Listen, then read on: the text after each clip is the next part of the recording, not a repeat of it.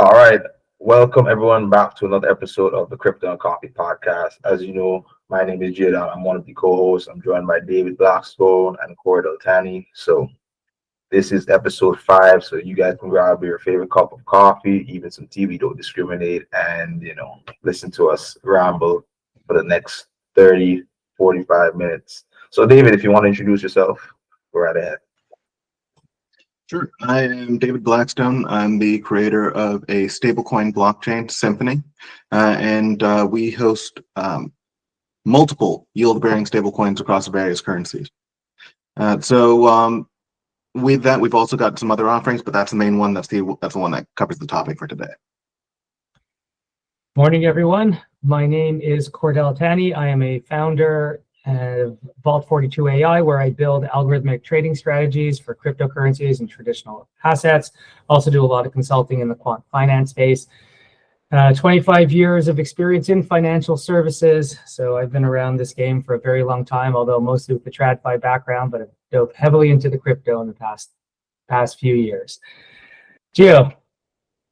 Yeah, so my name is Giordano Bursi-Morris. I am one of the co-founders and the current CEO of a company called Orchestra. And at Orchestra, we are offering more opportunities and more options to help people trade easier in the market, whether it's to customize your interface, support multiple order types. We help you guys trade in the current crypto market.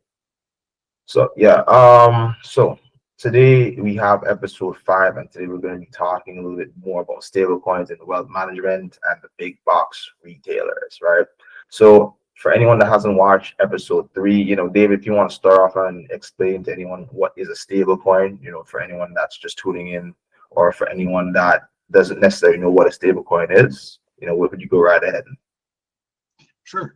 With that, we've got a whole host of stablecoins across a bunch of different areas. Those are going to be one's pegged to stocks, one's pegged to oil, gold, and various other things, and the ones that people use the most, USDC and USDT. Stablecoins in general is a coin that's pegged to a stable price. So if you have one that's pegged to gold, you're trying to match the price of gold. If you have one pegged to a stock, you have it trying to match the price of that stock as the stock rises or falls. Same for USDC, USDT. They're trying to match US dollars. And same for the whole host of stablecoins that have come after that. Now, with that, you have a bunch of different ones that use a bunch of different mechanisms. There are roughly 3 different main mechanisms for stablecoins. Those are going to be crypto backing, a centralized backing, and an over-collateralized backing. Well, the crypto backing is usually seen as an algorithmic one because the crypto one goes over both algorithmic and over collateralized. But those are the 3 major approaches. Over collateralized, you're trying to have more than what you need to redeem people. The algorithmic backing, you may have a backing of a sort.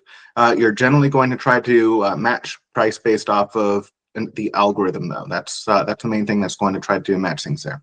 And then with the centralized backing, that's the one that everyone moved to. That's where you buy bonds and use those to back your stablecoins. Most people see that as the safest one, but we have 3 different approaches for a reason. We have had several stablecoins actually fall off peg this year, which makes sense because we've gotten like 200 of them. Oh. So if we think about, stablecoins the way they are right now, okay, let's just say today, where are we seeing the primary usage of stablecoins? Where would you say that stablecoins are actually, maybe not 100% mainstream, but at least have gained the most traction, or we see the most traffic using stablecoins? Where do we see that right now? Well, I'd say that's definitely within the US dollar. We've got like 200 different offerings on just the US dollar, on just centralized offerings. Everyone's trying to make their own because they're trying to copy the USDC model. After USDC successfully bribed.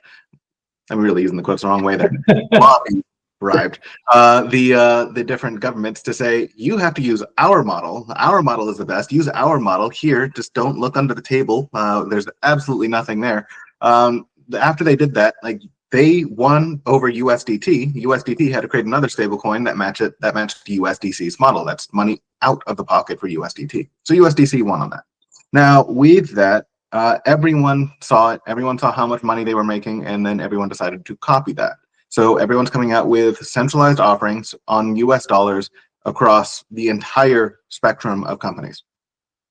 And who's using them? I think they're really, it's like, has it really infiltrated, like, the main day, like everyday usage? I mean, that's pretty much what I'm trying to figure out, like, just to frame it for right now, because we're going to be talking a little bit about the future of stablecoins and where we see them being used by various industries.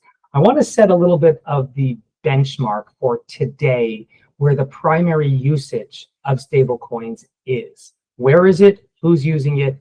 How many people really are using this out of everyone that potentially can be using it? Well, that one's a little bit harder. Yeah, I asked very tough questions. Yeah, I don't know full usage stats, but I do know that most people are using it for US dollars. With that, there are multiple different areas that they're using it. Payments, Circle is tied to like there was a bridge company that uses USDT and USDC, and they're tied into, I think they were bought by Square.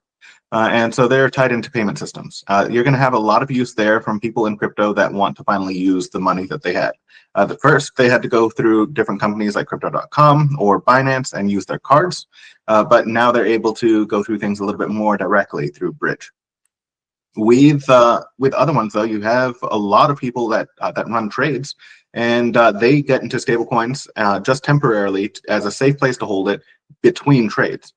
So you do have that, but with the rise of yield-bearing stablecoins, such as with Noble's USDN, you do have a lot of people who are jumping into those just to get the yield, because they have what's essentially seen as a safer store that allows them to get yield on it. So they're still making money, but they're parking it in there. It's essentially like parking it in bonds, just without having to figure out how to do that.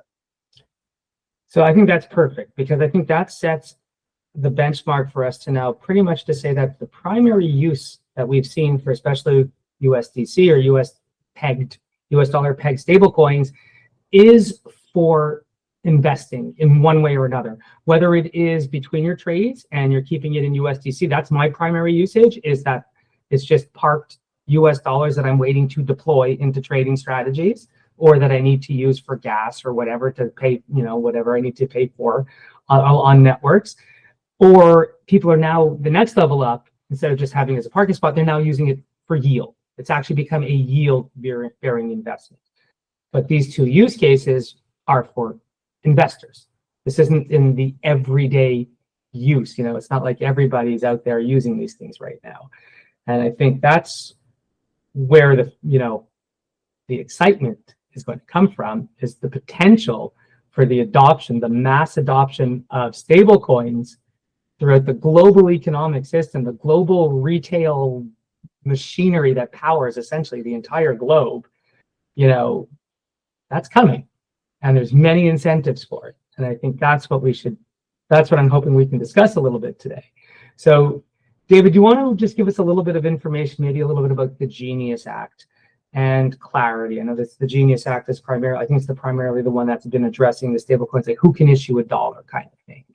So do you want to just give everyone a little bit of a background on the Genius and why we should be talking about stablecoins now, given the regulatory environment in the US? Yeah, no, I don't know the full one. I don't know the full wording on it. And I don't know clarity as much, but I do know that everyone's trying to match the US on the Genius Act, essentially, because the Genius Act is a genius way of making people buy your bags. USDC forced everyone to follow their business model, like I said, and their business model was essentially this is the shorthand version of the Genius Act here. Circle's business model is essentially buy US bonds, hold it, and use the measure of the holdings in order to determine how many stable coins you're going to print. Now, with that, you do have other companies that allow for yield on that, but that's not included within the Genius Act. You are not compliant if you are giving yield, but you are compliant if you are buying US bonds, holding them. You can collect that yield, and making sure that the number of stable coins that you print are under that. Now, if it's under that measure by 2 to 1, I don't know. But I do know that it does have to be under that. So you generally have to buy US bonds specifically. That doesn't solve every problem, but that is the way that they're doing it. And I do specifically state that it doesn't solve every problem because it didn't solve it for Circle before they introduced this, and it didn't solve it for the other stablecoins that have fallen off peg. But that is the business model. So people are forced to buy US dollar bonds, US bonds for this. One could argue there's a conspiracy theory here to lower US yields by getting everyone to buy the bonds. That lowers US interest rates. You know, that's one way to lower interest rates, is force everybody to buy US bonds. We'll leave that as a topic for another time. Okay, so let's take the example of someone like Amazon and Walmart. Now we're at the point, okay, if we wanted to move away from stablecoins as just being an investment tool or a parking spot between other cryptocurrencies. Now let's take this to another level. Let's get this into the economy. If you were Amazon or Walmart, why would you want to issue a stablecoin? For that, it's because outside of, well, actually, I don't even remember which ones are doing better. I think it was the degenerate companies that were the ones that made more money than Tether, with respect to how much money that they were spending. That had a better net revenue than Tether. But Tether does have a very high net revenue. And I think that there's beats Circle, but Circle is a model that everyone was forced onto. With their model, and I don't remember the name of the company, but it's the one that I think that, if I'm remembering correctly, the one that was referenced for this was the one that everyone knows about at this point, OnlyFans. I think that was it, but I don't remember. They mentioned some company that didn't have to do their own thing, that let others make their product for them, and it was one of the ones that's seen as a degenerate company, and that's the one that comes to mind because it came out, it got pretty big, and it seems to be the only one that was beating Tether on net revenue. Now, with that net revenue is why everyone wants to get into it, because you don't have to do very much. Your costs are essentially covered by the customer. Your profit is basically your own if you're not yield bearing, and you're still scraping off a good portion of the profit while doing nothing if you make it yield bearing. So let's say you buy $1 million of bonds. You now print 1 billion stablecoins. Well, you're entirely holding the cost of that yourself, unless you get people to buy it, unless you get people to buy those stablecoins. Once people buy those stablecoins, your costs on the bonds are covered. But unless you get them to use that, you're footing the bill for it. So what people want to do is they want to get in there. They want to make those stablecoins, buy the bonds, get that initial investment, so they're not using that out of pocket. Get people to buy their bond. Get people to buy the USD stablecoins now, or Singaporean stablecoins, Japanese ones. Either one, you're buying the bonds. Once people buy those stablecoins, now your costs are out of pocket. The customers are now paying for those bonds that you have. You're collecting the yield. If you gave back a portion of that yield, like half or the majority, and you keep like 10%, well, your costs are still covered. You're still making a good profit without having done anything. That's why people want to get into it. Additionally, what people don't realize is USDT and USDC do collect on fees for listings, which is why when you're using it on a platform, you're paying fees for transfers. The company's not eating that. They're passing it on to you. You're paying those fees for their listings. Those fees also go into buying bonds or into their pockets. I don't know where they use all of their money. I've not seen their business statements, but they are using those fees, and they're using them for a reason. They're not just letting them sit in the bank. Now, with that, everyone gets into stablecoins thinking that they're going to make as much money as USDT or USDC. Their investors think that they're going to be making that much. None of them differentiate on business model, but that is the goal. Where you can get the differentiation, the reason why investors are talking about this as a go-to-market style problem for stablecoins, is that they wanted to see reach on this. The reason why is because when you have reach, you can get more people to buy the stablecoins, because that is what covers the cost. That's where you actually make your money, because your costs are getting lowered. So what they wanted to see was things like Walmart and Amazon getting into this space, because Walmart and Amazon can force you to buy their stablecoins without you even knowing. So you buy their products, they transfer some money in between their individual businesses. They now have use on those stablecoins, and they can buy some more bonds off of that. They're now making money in the same way banks do. Now, what you can do though, as in the case of Trump, this is very little happened in the news. Was it this month or was it last month? But Binance got investment. Binance got investment for multiple millions of dollars, and this went in the form of Trump's World Liberty Financial U.S. dollars. I think that was USD1 that they called it. Now, the only reason why I think it was Saudi Arabia, but the only reason why someone would invest in Binance using this stablecoin instead of Binance's own coin is to get use of the stablecoin. So Binance never has to cash those out. But what you have now is that stablecoin was purchased. The money was sent over to Binance, who helped develop that coin. And now, whether they're holding it or not, the money was used to buy them. That's cost lowered for these stablecoins. And for however much that was, I think it was something in like $20 million, $24 million. I think it was something in that range. However much that was, they're making an extra 5 to 8% just off of that, just sitting there. So that's where their money comes in. So the other interesting thing I think about, because I hadn't even really thought about it, that because of the way it's being backed by bonds, that they could make money off, what everyone calls the spreads, or the fact that the yields coming in from the bonds. Because if you think about the way that Amazon, let's take Amazon as an example, right? You have Amazon Marketplace with a lot of third party, third party suppliers on there, whatever, people selling their products. You also have the public that is primarily paying through Visa or MasterCard. Now, those fees from Visa and MasterCard are pretty high. You're looking at a 2 to 3% transaction fee every single time. Now, if you think about the amount of transactions that Walmart or Amazon do in a day, let alone a year, imagine saving 2 to 3% on each one of those transactions if everybody's now paying on a stable coin. So imagine if you created your Amazon account, you buy credits of their stable coin or something like that, and now you buy everything through that. Well, Amazon no longer has to pay Visa and MasterCard their fees on each transaction. Not only that, they can settle with all the third-party sellers within seconds, minutes, seconds, whatever, as opposed to 3 to 5 days now.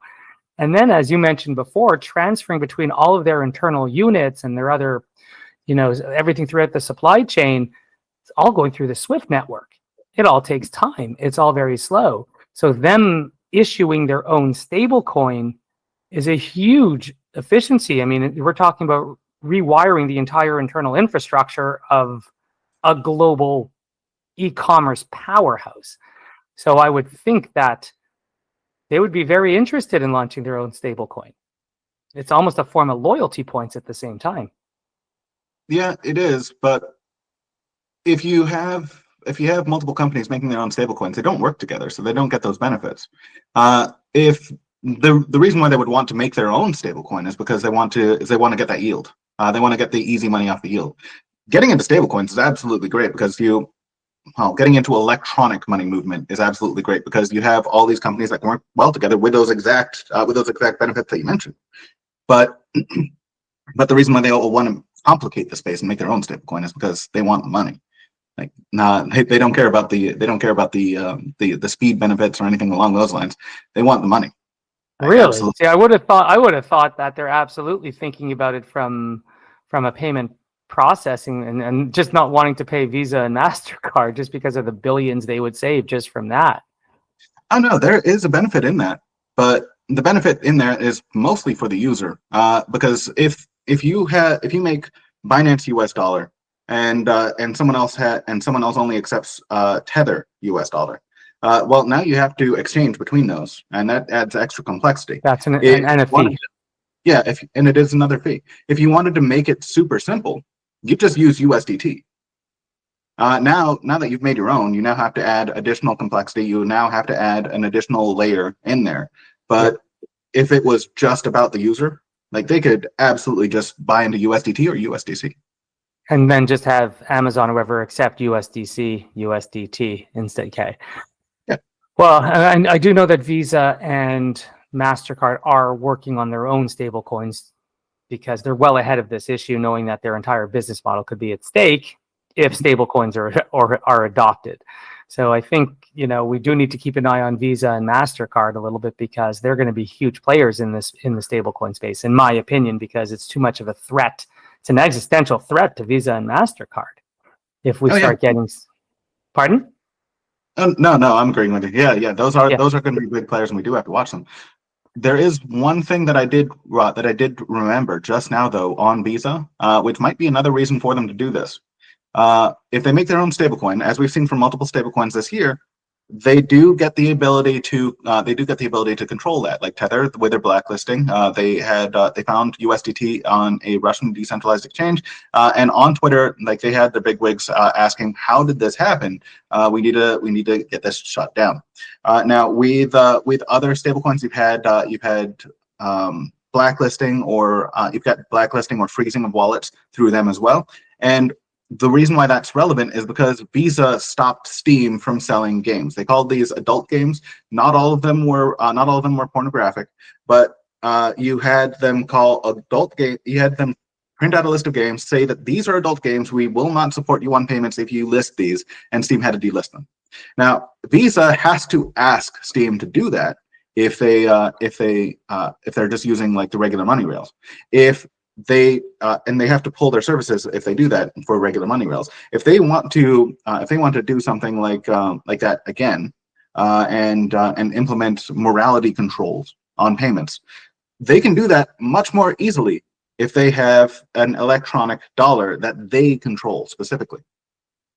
So just as something that Visa specifically might want, considering that they're the ones who told Steam to delist those games, they might want it for that reason as well. Interesting. Yeah, that I didn't know any of that. Well, I guess I had a feeling about that, but I was always approaching this from a different angle because I was also thinking about it from the end user, right? From, let's say, my perspective. If I'm going to start using stable coins to buy on Amazon or Walmart, like what incentive do I have to do this, right? Why do I care if you're going to save your 2 to 3% Visa, whatever fee or something like that, or if it increases the profitability of your internal plumbing and all that. So I would think that if we do get to the point where we start seeing these retailers and companies issuing their own, let's say for instance, they are going to issue their own. And let's say even it's not just about earning the money, the yield. They would have to entice people to use it. First of all, it would have to be easy to use, right? We all know that if it can't just take something and tap it or a one button press on Amazon, it's done. It's dead on arrival. Nobody has the patience in the world that we live in right now to do any more than one simple step for a payment. And so that would be a must. It would have to be easy to use. Otherwise, you would eliminate 99% of users on day one. But I guess you would have to start integrating, to get me to really use it, because now I'm giving up the rewards that I get on my credit card. Granted, most reward points are completely a big scam for most credit cards. It's just a big scam. They wouldn't be giving you this points if they weren't making money off of it. So we would have to start seeing loyalty programs. Like if you use our stablecoin, you will get, Walmart groceries will get 3% off all groceries. So I think they'd have to institute a kind of cash back program using, if you were to use your stablecoins to really entice people to use it. And that I think might make it much more attractive. And, like I said, it would kind of turn it into a loyalty point system. Otherwise, yeah, you're going to run into issues of why would I buy yours versus, but I don't want to have to start buying 10 different stable coins for every single place that I shop. So either you'd need to come up with a unified one like USDC and still find a way for companies to make money off it and give advantages to people for using it, or you'd have to come up with your own. But nobody wants 10. Like, it's bad enough we're all sitting here now. We tried to cut the cable cord and we're still stuck with 15 subscriptions. That winds up bringing us, we're back with cable again. And worse than that, I have to watch ads again on Amazon Prime. Like, why am I watching 3 minutes of ads on Amazon Prime? I thought we got away from that whole model. So anyways, it's just the way that I see it. If I was to start using stable coins to start buying things, I mean, some of it I see huge advantages, but I think that there needs to be, I would need to have an incentive to use them. and I don't see them yet. Yeah, you definitely don't. If now you do have a little bit of differentiation there. Some stablecoin companies are trying to make their own chains, and I don't now. USDT, USDC, and USDE are all trying to make their own chains. Whether or not they've done that, I don't remember, but they did make announcements that they were going to do that. If they're on their own chain and they're using their business model as it stands right now, considering it's working right now for USDT and USDC, they absolutely can do that. For USDE, I'm not so sure, because you've got the bull market, everything is rising, great, that's great for them. What happens if everything falls? We had everyone rushing into stablecoins via Terra before, when it was a bull market, and like everyone waited like 2-3 months, like, oh yeah, this is working, and then everyone rushed into it, and it took off like a rocket. And then the bear market came, then crashes happened, and a lot of things were liquidated on a cascading scale on that. With USDE specifically, their model of what's it called? Delta neutral strategies. Their backing by delta neutral strategies, as they say, is still risky, but it's risky on the side of centralized exchanges. Now they're using a complex financial instrument that most people lose money on, that is backed by centralized exchanges, by their own logic, by their own statements, and if those centralized exchanges fail, they lose their backing because it still relies on the underlying. So if they lose their Ethereum holdings because they got dissolved in the same way that it happened in the last bear market, then USDE runs into problems. So I don't think that USDE can offer it, but they probably will. Like we had this whole race on yield this time around in the same way that we did in the last bull market. Everyone's trying to offer the most yield to get the most users, and when it happened in the last one, when they did that, you had a lot of companies start failing. Now, with that one though, I would offer the same type of business model that I wanted to build on Symphony, where you have multiple stablecoins. You can have multiple stablecoins. You can have multiple yield offerings. You can have multiple styles of generating yield, but you don't put those at the chain level. Whatever you do it at an application level. So that way, if you have something fail, it's like Visa failing, it's like MasterCard failing, it's like Bank of America failing. It's not like the entire U.S. financial system failing. So if you offer yield via delta neutral strategies as an example, you put that up at the application level, not at the chain level. And then if anything fails, that's just your business block failing, not 20 of them because the underlying dropped in value. If you wanted to offer bond yields, you can do that. Extra company, that one buys the bonds. You get bond offerings through that. A lot of stablecoins are using that, but they're probably looking at making their own chains right now. And if you wanted to, you could do algorithmic if you wanted to. A lot of people are staying away from that, but you could do that at the block level. You could add additional leverage, but at the block level, like at the business block level, you minimize risk to users. You still get the offering, you still get the users, and you still get the users on chain. You get all the benefits while limiting the downsides. So I hope people go with that model. But the way that looks like they're trying to go is put it on the chain. We own the entire stack now, and now we know that our risk is negligible because it's been working for the last 3 months, even though it's not been tested in every way, and we'll just go with it. If anything fails, well, we'll pivot. Like that's the whole thing. So I hope that they don't do what they're thinking to do, but I do hope they do the one that I just mentioned, because that minimizes risk to users. All right, thank you. So I'd like to just switch to a different industry now. I want to move over to the wealth management industry, something that I know very well. And the potential for stable coins here, I think, is just massive in terms of wealth management. Let me just define exactly what I mean by wealth management, because that could be a subject for hours upon hours of debate, but let's just take it from a wealth management, meaning the actual managing money for individuals. And let's even just take it, imagine you're the big banks. We'll narrow it down to a specific niche for private high net worth clients, right? So these are where you have massive divisions at big banks that only exist to manage money for ultra high net worth people. Ultra high net worth people, for example, are buying assets, pretty much any kind of assets. Might not be able directly to do it through the bank, even though the bank might have to find a way to be the custodian, but they are holding different assets in different geographic locations and very likely in different currencies. Now, here's what I want to present. And this is an idea that I actually came up with. And like, you know, back then there was just, I think it was just Tether was the only thing that was around. I don't remember how many of these pegged coins we had in 2017 when I thought of this.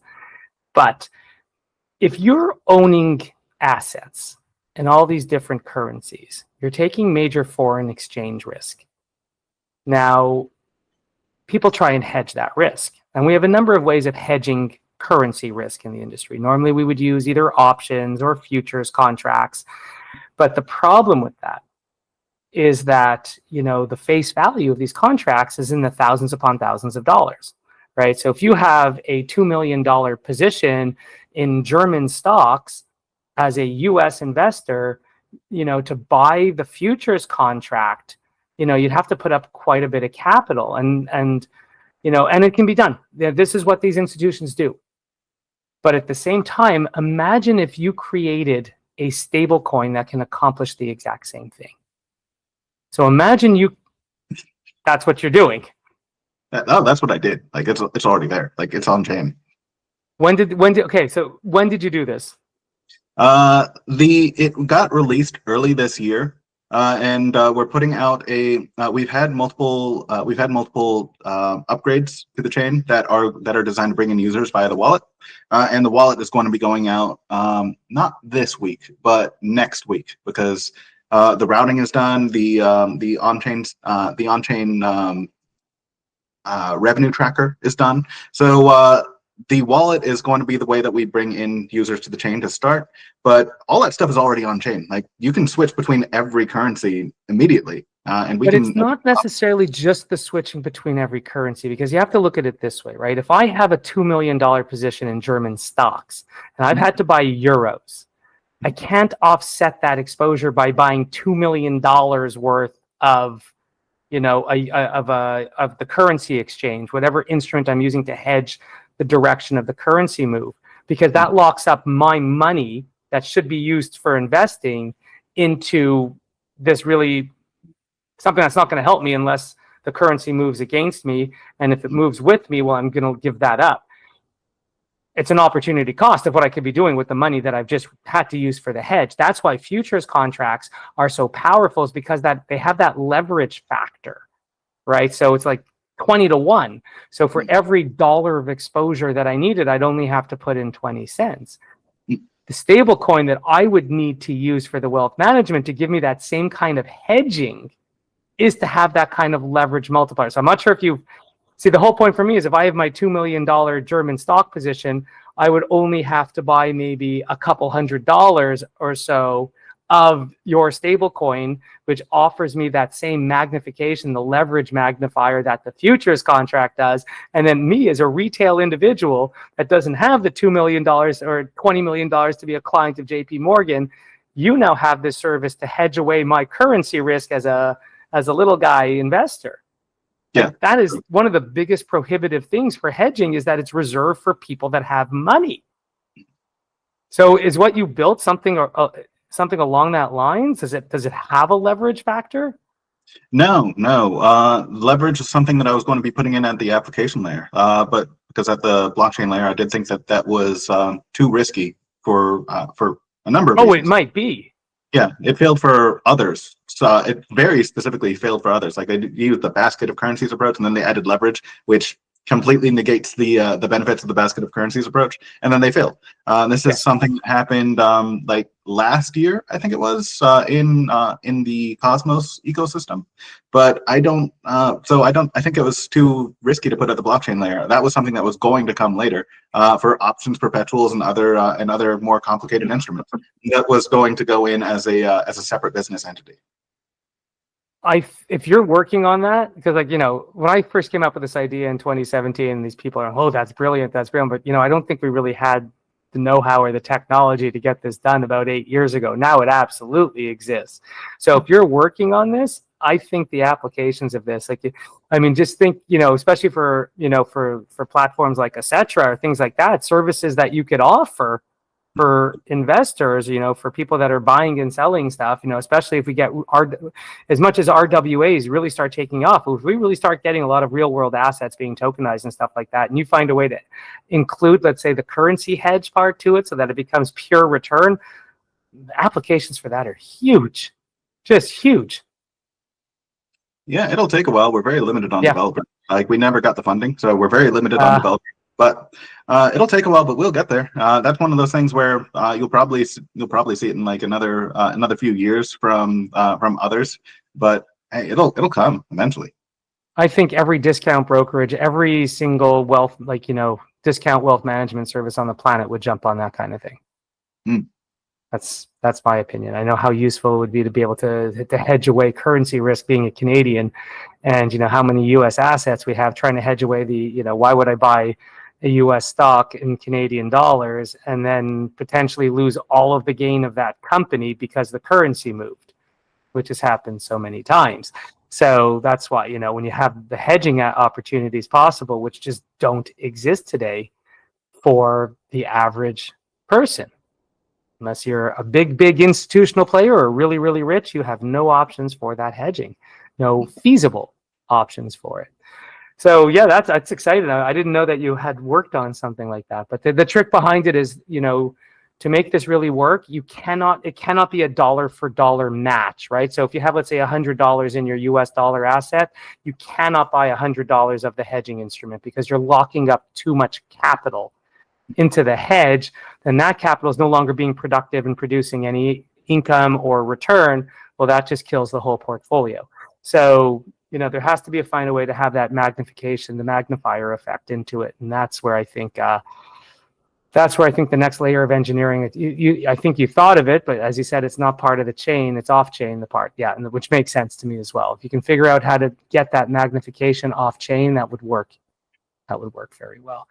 But otherwise, if we think about the way the wealth management industry works and how, settlement is T+2, it's just ridiculous, or T+1 now. It's ridiculous that you have to settle a trade the next day. There's so much money in motion in a nexus for a good day where there's so much counterparty risk. There's so many things that could go wrong in one day. And yet we have the technology to do like instant settlements. There's no reason why if somebody buys a stock, the money that they're using to buy can't be deposited into the seller within minutes. There's no reason for it. Why is everything going through the SWIFT network and taking a day, taking counterparty risk and stuff like that? So I think the stablecoins have the opportunity to rewire the entire network of stock trading and all asset trading on all these exchanges. I don't know if that's anything that either of you have seen, like what's going to happen here, or are we still stuck on the old rails? Well, I do think that we are going to be. We have a lot of things that are moving this year as well as the previous year. But I do think that most people are going to just be copying other people. And anytime, people say ideas are cheap, but good ideas are not. Good ideas are gold. Most ideas are cheap, which is why most people don't have any good ideas. What you end up happening is most people, as we see in the space, we have evidence for this year and last year, most people copy other people that have had the good ideas. So I don't think that anyone's going to be doing that for a while. I think that it's going to take them a good bit of time before they get to it, unless they watch this and they just heard you talk about it. But if it does get to it, it's probably going to be a few years down the line. What I would hope is much like with USDE, that they contact the person who was talking about it, and that they bring him on as an advisor, so that way that guy, you, would make some money. but like, so that they can get the funding, you get some money off of that for being an advisor, and you don't really have to take any risk, and you get to see what you came up with, go out into the market, and you get rewarded for it. That's what I would like to see. But what's more likely going to happen is, like, in 3 years, you're gonna have to see someone pop up with it, and they'll do it, and they'll probably do it. I'd be more than open to some kind of arrangement there. Yeah, of course. Who wouldn't? Yeah. Awesome. Thank you. I mean, that was pretty much everything I wanted to cover, Jay. I'm not sure if you had any ideas, anything you wanted to go over, discuss today. No, I didn't have any ideas to go with, but I learned a lot from you guys. Both of you guys, were flowing great on this episode. I'm not really the most versed in stablecoins or wealth management, so I have to take a backseat this episode, and I'm fine with that. It's all good. All right. Well, thank you very much, guys. Gio, you want to wrap it up? Yeah, sure. This has been episode 5. David, you killed it today. Cordell, you're a great co-host, and hopefully next week or in episode 6, we can have like a topic I can be a little bit more versed on. But today was a great episode, so I'd say that concludes today's episode. All right. Thank you very much.